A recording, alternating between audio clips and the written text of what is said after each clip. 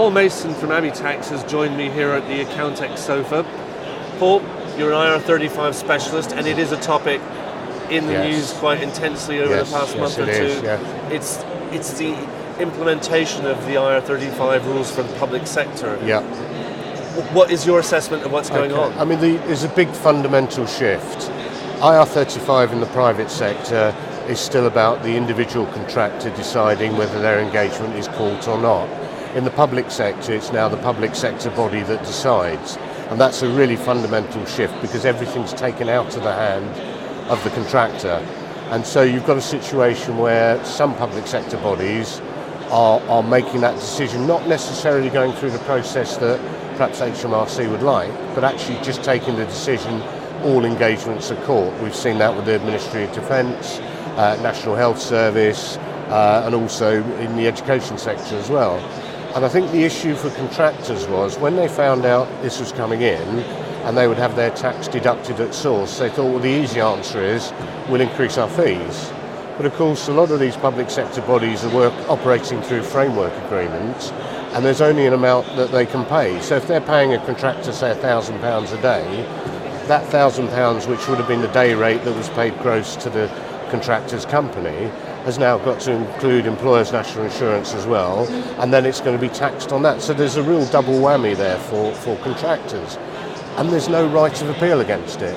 The only option you can do is at the end of the year is asked to adjust your self-assessment return. And of course HMRC aren't just going to say yes to that, they're going to say, well, explain to us why you think your engagement wasn't caught by IR35 because the public sector body said it was. So it's a real fundamental shift, and I think the issue for a lot of contractors is, well, do I take the engagement or not? Because at the moment they've got the escape route, the grass is still greener in the private sector. But how long will that last? I mean, it could well be that in 12 months, 24 months, this whole regime could be in the private sector as well. But whilst you've got sort of contractors thinking, I'd like to up the rates and they can't, some of these public sector bodies that have been really harsh about the approach, if they start finding they can't get the resources, the projects are going to fail or going to be delayed, so there's going to be all sorts of pressures there. And we've even had a situation that we're aware of where a public sector body has approached a contractor and said, look, we'd like to retain your services. The agency, however, has felt this engagement is potentially caught by IR35, and because they're the fee payer, they'll be the ones with the liability, and they've said, no, we're not interested.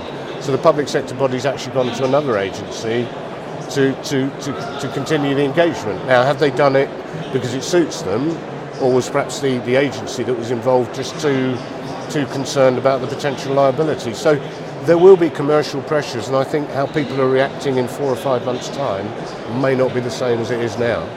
Of course, when it comes into the private sector, there's nowhere to hide.